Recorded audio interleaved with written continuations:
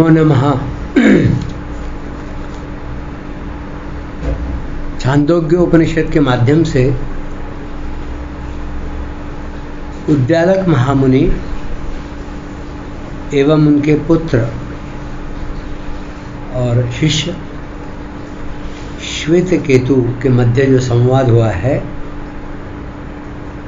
उसका बहुत सा भाग हमने देखा है और विभिन्न उदाहरणों के माध्यम से उद्दालक मुनि श्वेतकेतु को यह सारे ब्रह्मांड की निर्मिति सत से हुई है और यह पुनः सत में ही विलीन होता है। सर्वत्र वह सत, वह परमात्म तत्व ही व्यापक रूप से विद्यमान है और वह तुम में भी है, तो तुम भी वही हो। तत्त्वम असि श्वेतकेतु, ऐसा कहने के उपरांत भी श्वेतकेतु कहते हैं कि मुझे सर्वांग से उसका आकलन नहीं हुआ है, कृपया आप समझाइए। और विभिन्न उदाहरणों के माध्यम से उद्दालक महामुनि उनको समझा रहे हैं। यहाँ एक वृक्ष के माध्यम से वे इस बात को आगे बढ़ाते हैं। आश्रम के दरवाजे पर एक बरगद का बहुत बड़ा, बहुत भारी वृक्ष था। उसकी जो ऊपर से जो निकलती है, क्या कहते हैं उसको, मुझे पता नहीं, मराठी में पारंब्या कहते हैं, उसमें से जो निकलती है नीचे जटाएं, वो आती है भूमि पर और फिर एक वृक्ष खड़ा होता है।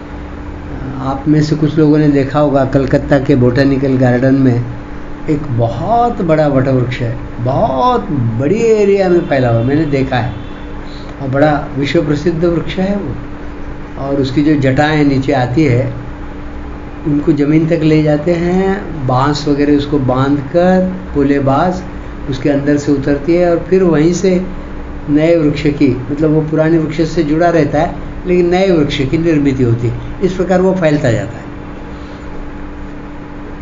तो जैसा एक सभा भवन बन गया हो, इतना विशाल वह वृक्ष है और उसका डॉल बड़ा सुंदर है और उसके पत्ते सतेज, लंबगोल और बिल्कुल चमकदार, जैसे पांचू होती है, रत्न होता है ना, उसके जैसे रंग के उसके पत्ते चमकदार, और लाल रक्त वर्ण के उनके फल, जैसे माणिक, ये जो रत्न होता है वैसे।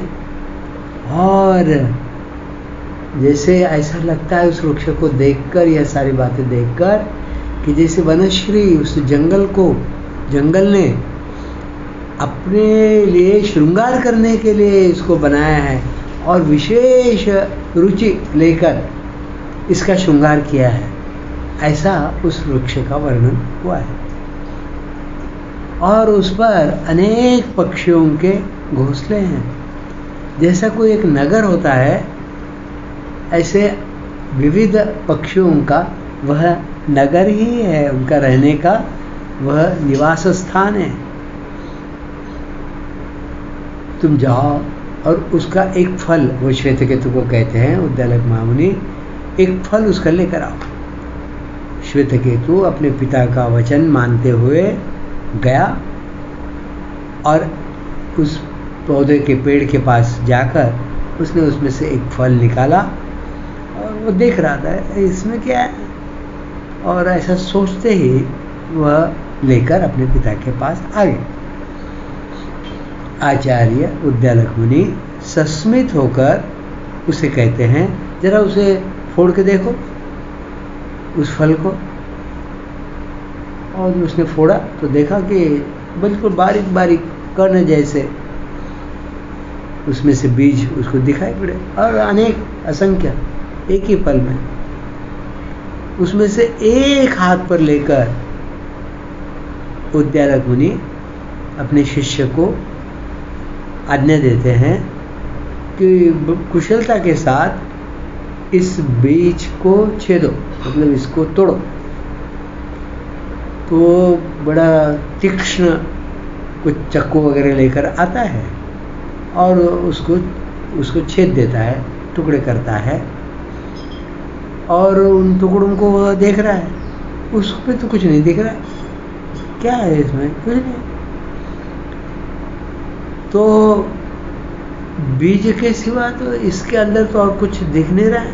हे प्रभु अपने पिता को कहते हैं, यह सूक्ष्म बीज अंदर भी वैसा ही है, बाहर भी वैसा ही है, एक जैसा ही तो लग रहा है मुझे। ऐसा श्वेतकेतु पिता को बताते उसको काटने के बाद।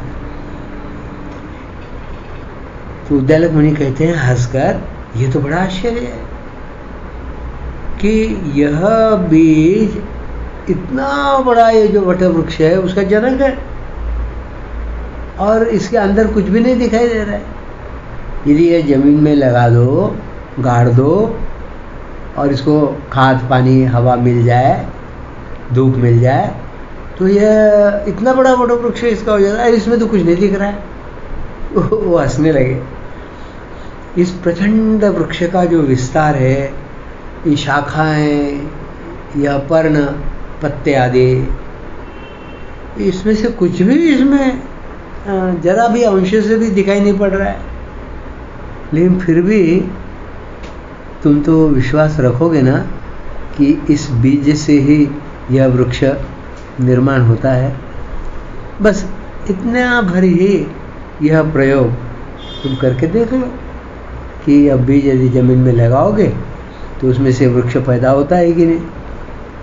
लेकिन ऐसा एक एक प्रयोग तुम कितने करोगे कि बीज डाला फिर वो वृक्ष निकला, अरे हाँ इसमें से निकला। ऐसा जन्म में लोगों में ऐसा थोड़ी किया जाता है। तो शास्त्र वचन जो होते हैं वो युक्ति सम्मत ही होते हैं, उस पर श्रद्धा रखनी ही पड़ती है। शास्त्र ने यदि कहा है ना उस सत्य से निर्मित हुई है, तो जैसे बीज से इतना बड़ा वृक्ष, अब बीज को तोड़ के देखा, कुछ नहीं दिख रहा है, ना पत्ते दिख रहे, ना फल दिख रहे, ना शाखाएं दिख रही, ना उसके जड़ मूल कुछ दिख रहा है, फिर भी बीज में वृक्ष है। ऐसा ही शास्त्रों में जब कहा है तो उस पर श्रद्धापूर्वक और ज्ञान से, हे बच्चे, बालक, देखने की आवश्यकता है।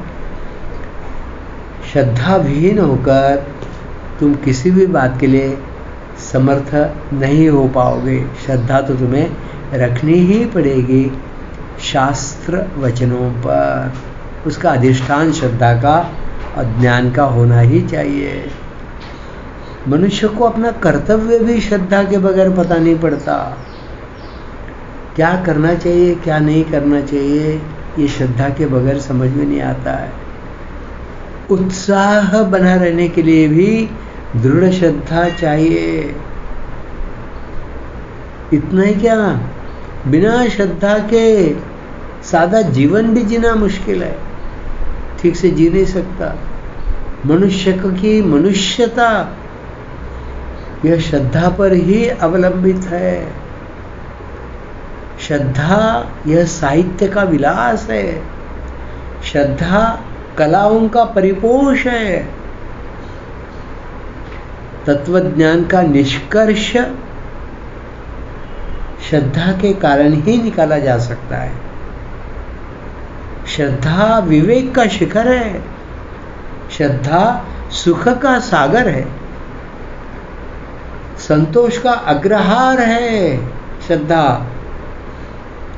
अग्रहार मतलब गले में पहनने का जो हार होता है, माला होती है, जो सुशोभित अलंकरण होता है, वह संतोष का भी, वह भी श्रद्धा है। श्रद्धा यह स्वभाव का भाग है। पूर्णता का जब सिंहासन है कोई और उसमें पूर्णता है, तो उसमें स्वामिनी के रूप में श्रद्धा बैठती है। तर्क बुद्धि से भी जब आप अंतिम छोर पर पहुंचते हो, तो उस स्थल की विशेषता बनाने का काम, उस स्थल की सर्वोत्कृष्ट तर्कता रखने का कार्य ये श्रद्धा करती है। उसकी स्वामिनी है श्रद्धा। तर्क को कोई प्रतिष्ठा नहीं है, वह कहीं पर भी नहीं पहुंचाता है तर्क। उसको श्रद्धा की सहायता चाहिए, तभी सेवा भाव से उसको प्रतिष्ठा प्राप्त हो सकती है।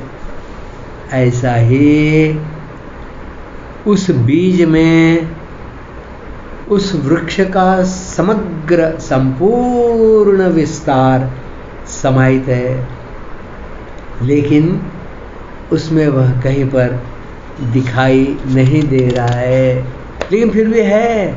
यह श्रद्धा से मानना पड़ता है, क्योंकि अनेक बीजों से अनेक वृक्ष पैदा हुए हैं, और यदि वृक्ष भूमि पर गिरता है तो बीज यदि भूमि पर गिरता है तो उससे वृक्ष की निर्मिति होती है। तो ऐसे ही श्रद्धा शास्त्र वचनों पर, जब शास्त्र यह कह रहे हैं कि सत ही इस ब्रह्मांड का आरंभ बिंदु है, तो इस पर विश्वास श्रद्धा रखने की आवश्यकता है। ऐसा ही सत अत्यंत सूक्ष्म होने पर भी सारा विश्व उसमें समाहित रहता है। बस सूक्ष्मता के लिए केवल ये जो वटवृक्ष के बीज की जो उपमा दी थी और तुम्हें उदाहरण दिया था, यह केवल सूक्ष्मता जानने के लिए, कितना सूक्ष्म होकर भी इतना विशाल वटवृक्ष उसमें है। तो सत में सूक्ष्म होकर भी सारा ब्रह्मांड उसमें है। मैं इतना समझने भर के लिए यह वटवृक्ष के बीज का उदाहरण तुम्हारे सामने रखा। सूक्ष्म, अनंत, अद्वैत, व्यापक, ऐसा जो सत है, वह सत आत्मा में उसका वास्तव्य है, और वह तुम हो। तेज तू आहे सरे, वह जो सूक्ष्म है, वह जो अनंत है, वह जो अद्वैत है, वह जो व्यापक है, यह वह जो सत है, जिसके कारण ये सारी निर्मिति हुई है, यह ब्रह्मांड जिससे उत्पन्न हुआ है, वह सत ही आत्मा रूप में तुम्हारे अंदर उपस्थित है, और वह तुम हो। तब श्वेतकेतु विचार करने लगे और पूछने लगे कि सत यह इस जगत का कारण है, तो वह उपलब्ध क्यों नहीं हो जाता एकदम से? सभी को उपलब्ध हो जाना चाहिए, वह तो सरलता से उपलब्ध हो जाना चाहिए।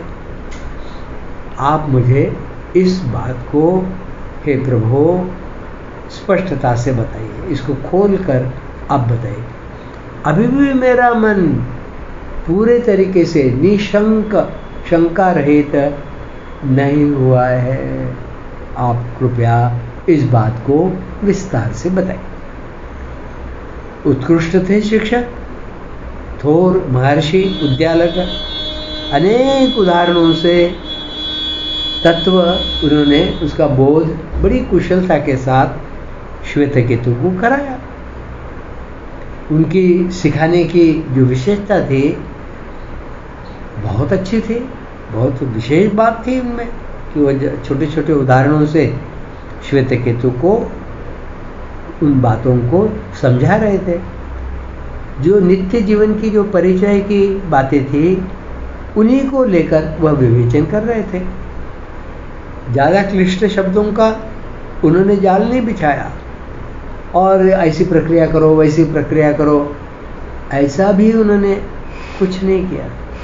सीधी सादी सरल भाषा का उपयोग कर और किसी प्रकार से कोई पांडित्य न दिखाते हुए उन्होंने विभिन्न उदाहरणों के माध्यम से यह बात समझाने का श्वेतकेतु को प्रयास किया।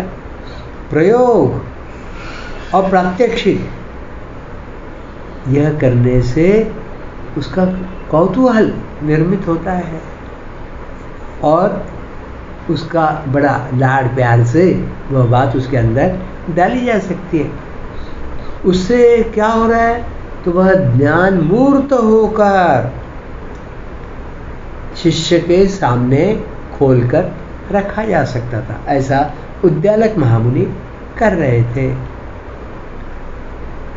कुछ शंका यदि वह पूछता तो उसका क्षोभ उनके चित्त में नहीं आता था। उद्दालक मुनि के उनको उल्टी प्रसन्नता लगती थी कि ये जिज्ञासा से अब पूछ रहा है और जानना चाहता है, आत्मसात करना चाहता है, तो उनको बहुत प्रसन्नता लगती थी। श्वेतकेतु प्रश्न कर रहे थे, एक के बाद एक, एक के बाद एक, एक के बाद एक, लेकिन उसका जरा भी उसका वो न करके वे फिर उत्तर देते थे। मतलब क्यों तुम बार बार पूछ रहे हो, ऐसा वे नहीं कहते थे। मतलब उससे उनको ऊब नहीं हो रही थी। आचार्य अपने पुत्र को कहते हैं, ज्ञान किसी वस्तु का होने के लिए एक ही रीत है, उसकी एक ही पद्धति है, एक ही प्रक्रिया है।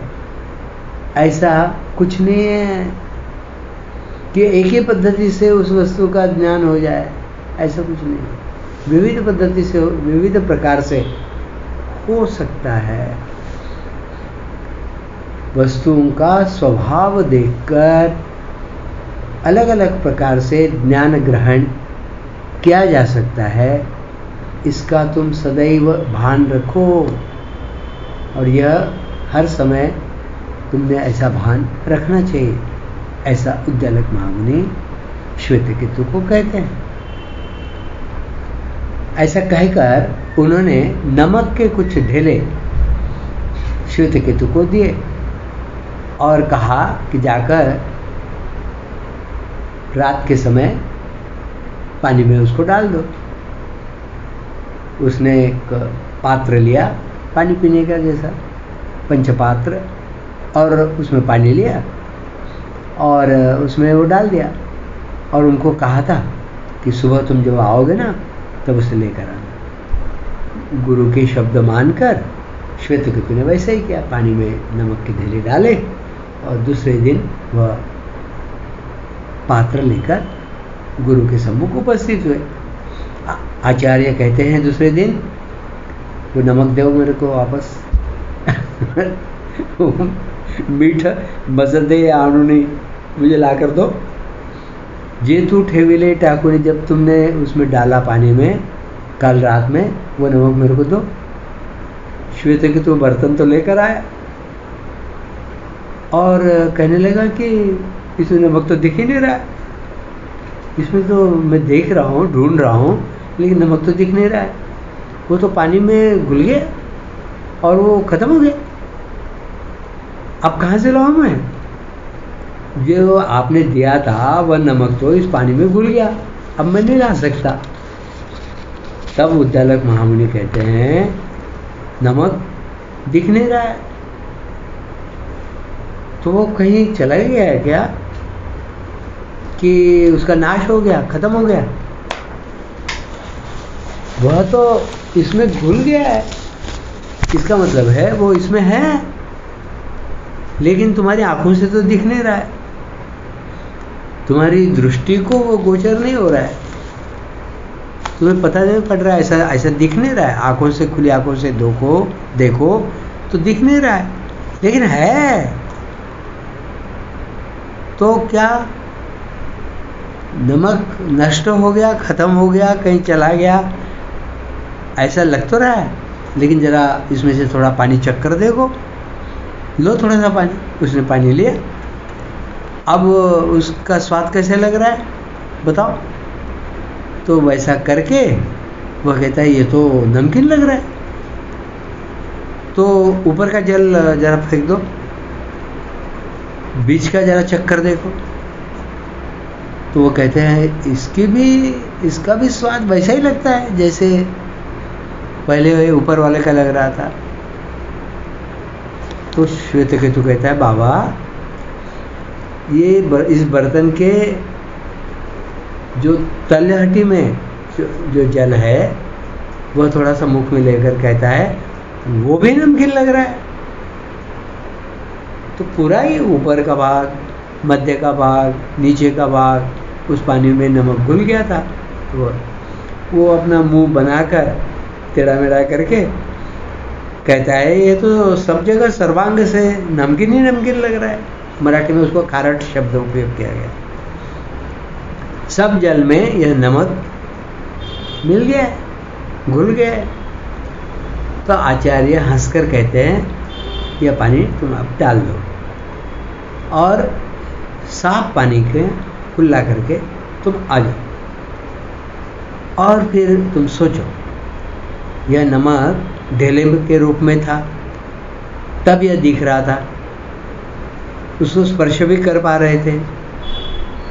तो दर्शन से और स्पर्श से, दिखने से और स्पर्श करने से इसका पता पड़ रहा था कि यह नमक है, नमक का ढेला है। लेकिन जब यह पानी में घुल गया तो इसका दर्शन और स्पर्शन दोनों ही खत्म हो गया। यह साधन उपलब्ध है तुम्हारे पास, तुम्हारी जीवा, तुम्हारा मुख है, तुम्हारी आंखें भी है, तुम चक्कर इसको देख भी सकते हो। लेकिन वह साबुत होने के बाद भी, वह उपस्थित रहने के बाद भी तुम्हें वह दिखाई नहीं पड़ रहा है, ना दिखाई पड़ रहा है ना तुम्हें पता पड़ रहा है उसका। नमक जल में विद्यमान है, इसको समझने के लिए रसद ज्ञान तुम लोग हो सकता है, लेकिन केवल आंखों पर अवलंबित रहकर यह नमक नहीं है ऐसा कहना यह ठीक नहीं है, यह सत्य नहीं है। ऐसे ही सब जगह पर होने के बावजूद सत्य यह उपलब्ध नहीं होता है, सत्य का पता नहीं पड़ता है, सत्य दिखाई नहीं देता है। वह दिखाई नहीं देता है इसका मतलब यह थोड़ी है कि वह है नहीं। भाई नमक दिख नहीं रहा है पानी में, लेकिन चक्कर देखो तो नमक है पानी में, लेकिन आंखों से नहीं दिख रहा है। स्पर्श करके देखा था तो ढेले में हाथ लगाता, तब अब इस पानी में हाथ डालो तो भी नहीं पता पड़ता है। ऐसा ही सत्य इस जगत में सर्वत्र है, वह दिखाई नहीं देता है, लेकिन यह उपलब्ध नहीं है ऐसा कहना नहीं चाहिए। यह है इसीलिए यह सारी निर्मिति है, ऐसा उद्दालक महामुनि श्वेतकेतु को बताते हैं। आज का यह प्रसंग यहीं समाप्त करते हैं, आगे फिर बढ़ेंगे। धन्यवाद।